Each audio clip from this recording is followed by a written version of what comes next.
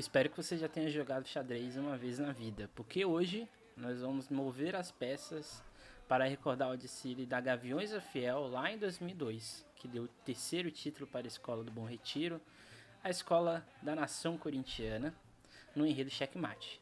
Olá sambistas, sejam bem-vindos a mais um vídeo da nossa série Um Samba, Uma História, série essa que relembra carnavais antigos ao longo da nossa longa história no Brasil, seja no Rio, São Paulo e assim por diante. Então é isso, venha conosco relembrar esse desfile histórico e marcante. Ficha técnica da escola. Enredo, checkmate, presidente Marcelo Caetano Carreiro, o Pancho, o carnavalesco Jorge Freitas, o intérprete Ernesto Teixeira, o mestre de bateria Pantinho e o mestre Salho Bandeira, Michel e Udeli. Antes de a gente entrar com mais afinco no que é o enredo de 2002, é sempre interessante a gente entender como surge a Gaviões da Fiel. A Gaviões da Fiel é uma escola bastante peculiar dentro do carnaval brasileiro, porque ela não nasce no modelo tradicional de uma escola de samba, como por exemplo rodas de samba, ou rodas de capoeira e tiririca, ou como por exemplo de uma sedimentação, por exemplo uma fragmentação de uma escola em outra. A Gaviões da Fiel ela tem como núcleo a torcida organizada do Corinthians, a Gaviões da Fiel, que nasce em 1969 como oposição ao então presidente do Corinthians, o Vadir Lu. Liderados principalmente pelo Flávio Lacerda e pelo Joca, a Gaviões da Fiel vai ascender como força política dentro das estruturas de oposição aos presidentes do Corinthians e pouco a pouco vai assumindo outras pautas sociais, como por exemplo oposição à própria ditadura militar. Só que em 1976, a partir de uma tentativa de unir ainda mais os membros da torcida, vai ser criada aí sim um bloco carnavalesco do Gaviões da Fiel, atrelado aí sim à UESP, a União das Escolas de Samba de São Paulo. Quando a Gaviões da Fiel assume o seu posto de bloco, aí vai ser uma hegemonia gigantesca. São 12 títulos dentro dessa modalidade. É sempre bom a gente frisar que aqui em São Paulo a gente tem as escolas de samba, que são divididas ali em vários grupos dentro da UESP e da Liga. E a gente tem os blocos carnavalescos, que são divididos em blocos carnavalescos especiais, pleiteantes, e no que seria o grupo de acesso dos blocos.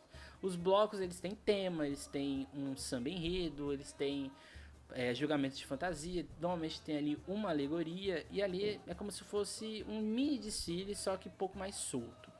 Pois bem, a Gaviões ganha 12 títulos e lá em 1888, após uma hegemonia gigantesca, a Liga das Escolas de Samba faz um convite à escola, que no caso aí sim deixaria de ser bloco e assumiria o posto de escola de samba. É sempre muito importante também frisar que a Gaviões da Fiel era praticamente uma escola de samba dentro do bloco, porque ela era uma escola muito rica.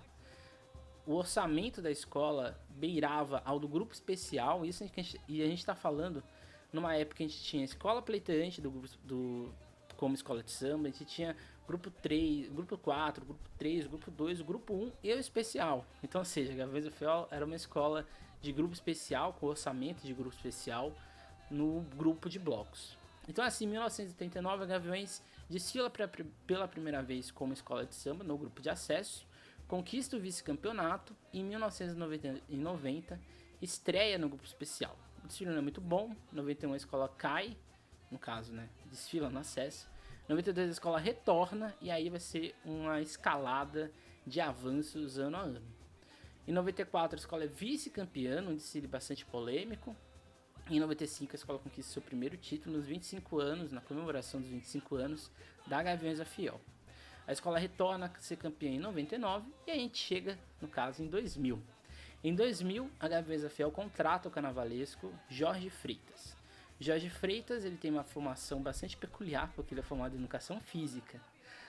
Só que o Jorge já tinha passagens no Rio de Janeiro pela Arranca do Engenho de Dentro, onde ele surgiu. Tinha uma passagem recente na Vila Isabel, onde não foi muito bem, e assim a Gaviões da Fiel apostou, principalmente na sua experiência e no seu luxo e acabamento, para quem sabe alçar novos voos. A Gaviões faz um desfile impecável em 2000, quase vence.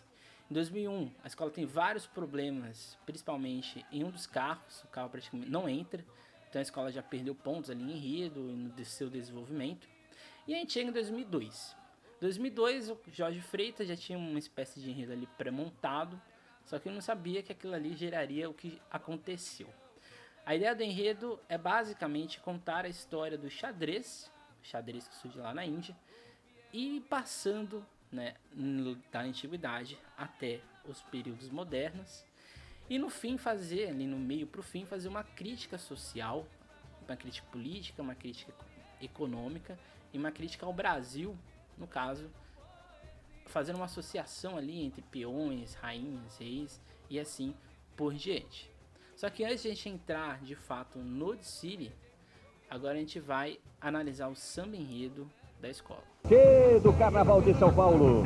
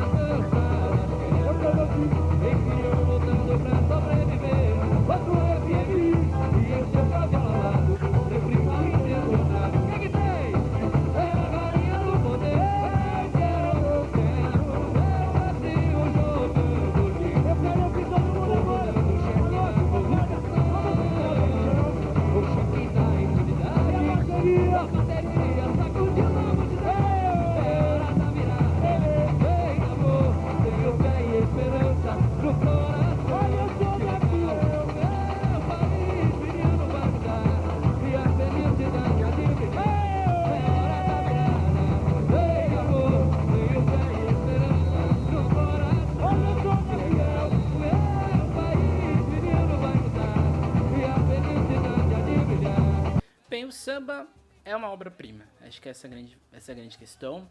Eu considero esse um dos melhores sambas da história da Gaviões da Fiel, se não o melhor. Acho que ele rivaliza com 95, com 97, rivaliza ali com 92, inclusive, com 91, mas eu acho que esse samba de 2002 é um dos melhores da história da Gaviões. Esse samba tem 3 refrões, né? A gente tem esse refrão principal, a gente tem uma espécie de refrão que prepara para o samba, e a gente tem um refrão do meio. A gente tem 2 partes, uma um pouco menorzinha e uma segunda parte um pouco maior. É um samba que conta praticamente o enredo todo, e ele tem essa pegada Gaviões da Fiel. O que é a pegada Gaviões da Fiel? Os sambas da Gaviões da Fiel na década de 90 e início dos anos 2000, eles eram muito característicos por serem muito fáceis de serem cantados. Por quê? Né? A torcida da Gaviões da Fiel ela é enorme. E ela se divide, porque tem gente que é de fato associado à torcida e que tá ali todo ano, e tem gente que tá ali todo ano, mas só é próximo no carnaval. E junto a tudo isso, o samba tem que ser popular. Essa é a grande verdade, tem que ser o samba de pegada, ele tem que chegar ali na avenida e já causar impacto. E é assim, né? Esses 2 refrões, como a gente acabou de ouvir, são refrões bem impactantes, mas o que chama atenção é essa primeira parte do samba, né? Talvez precise 1001 noites pra contar. No Oriente o vento leva o meu cantar, trazendo poesia. Isso aqui é genial porque a escola se utiliza do violão, faz ali uma harmonização, uma melodia que muda, que se a gente fosse falar essas palavras de maneira natural, né, como se fosse uma frase, não teria muito sentido. E aqui é a grande magia de um samba enredo, a grande magia de uma aula musical de compositores, aqui os compositores José Riffai e o Alemão do Cavaco, que é o quê? Você pega uma coisa simples, que é um violão, e você vai harmonizando as palavras para dar esse tom, vamos dizer assim, como se fosse um arabesco árabe, essa é a grande verdade. Então aqui a gente vai cantando exatamente o início do jogo de xadrez até chegar no meio ali, né? Tem Muamba, o mercador tem Muamba, tem novidade, vem jogar o chaturanga, que é uma troca de palavras, né? Muamba, que se repete 2 vezes, no final ali o chaturanga, que era um dos nomes do xadrez antigamente. E aí a gente vai para a parte final, né? Na dança das pedras, tem peão lutando para sobreviver contra o FMI, que é exatamente essa crítica política que é feito dentro do enredo. Sempre quem seu cavalo alado, sempre mal intencionado, é a rainha do poder. Então aqui a escola, você perceba, né? Aqui a gente tem o peão, a gente tem o cavalo, a gente tem a rainha, que são peças do jogo de xadrez. E a escola faz essa alusão, no caso, ao jogo político, econômico e imperialista. Aí no final, quero o meu Brasil jogando limpo, povo dando cheque na corrupção, cheque na impunidade, a bateria sacudindo a multidão, que aí leva, né, pra hora da virada, vem amor, tenho fé e esperança no coração. Eu acho que é genial quando o final do samba enredo faz sentido com o refrão, porque às vezes a gente tem sambas enredos que são muito bonitos, mas parece que tem uma ruptura muito grave no final pro refrão. Eu gosto desses sambas em que a parte final do refrão já chama, a parte final do samba, né, normalmente a segunda parte, chama o refrão principal, como se fosse uma coisa mais orgânica. Esse samba é histórico, é basicamente isso. O que faz lembrar também ao desfile, ao enredo em si, que agora a gente vai dar um pouco mais de analisada, a começar exatamente como o Jorge Freitas enxergava o enredo. Como o Jorge Freitas diz em matéria ao Estado de São Paulo, Checkmate conta a história do jogo, ampliando a abordagem para as áreas políticas, econômica e social. O assunto dá muita margem para a criação. Toda a sociedade será representada pelas peças do tabuleiro de xadrez, diz o carnavalesco Jorge Freitas. Outro destaque desse desfile é exatamente o luxo, como a escola aponta, né? Então, numa matéria também do Estado de São Paulo, a Gaviões diz que, de acordo com seu diretor de carnaval, Sandro Silva Pinto, a escola só não vai utilizar plumas nas alas onde o regulamento as proíbe. Isso gastando praticamente o mesmo que ano passado por causa de sua organização. Tivemos sorte, pois compramos as plumas antes do alto do dólar. Ele, no entanto, admite que isso não garante nada. O carnaval abrange vários aspectos e um deles é o luxo. O luxo é a marca da Gaviões Fiel desde 1998, quando ela faz uma homenagem ao Corinthians, com o Roberto Chaniek, e em 99, no desfile do Sebastião, um desfile arrebatador de luxuoso. Em 2000, a mesma coisa. Em 2001, além de luxuoso, ele é totalmente tecnológico. Foi a primeira vez que uma escola de samba ultrapassou as barreiras ali do 1 milhão em São Paulo. Em 2002, não foi diferente. O desfile ele se inicia com uma comissão de frente bastante coreografada, bastante ensaiada, que conta exatamente os guerreiros indianos, os guerreiros hindus. Conta ali a história do xadrez. O xadrez é um jogo que requer raciocínio lógico e estratégico e que é que o abre-alas e a comissão de frente quer mostrar. Então o surgimento do xadrez ele se dá no século VI na Índia e tem o nome de chaturanga, que está dentro do samba da escola, que significa os 4 elementos de um exército. E posteriormente ele vai para a China e para a Pérsia, onde ele vai sendo remodificado, que é exatamente o primeiro setor da escola, que a gente conta. Tem os hindus, os persas, os chineses, até chegar na Idade Média. Nesse setor todo a gente tem aí sim o mestre Salles Porto-Bandeira, o Michel e o Deli, que estavam ali há muito tempo na escola. E a gente tem a bateria fantástica, e ali uma bateria que já se anunciava como revolucionária.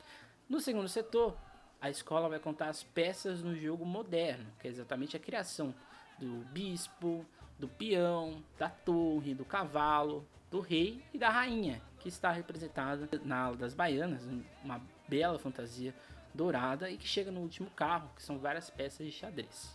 No terceiro setor, há uma virada. Se antigamente a gente estava na contagem do jogo do xadrez, né, no contar o xadrez a partir das suas peças e da sua origem, agora a gente vai para o xadrez na crítica social. Então a gente tem nesse primeiro setor o equilíbrio mundial pelo terror.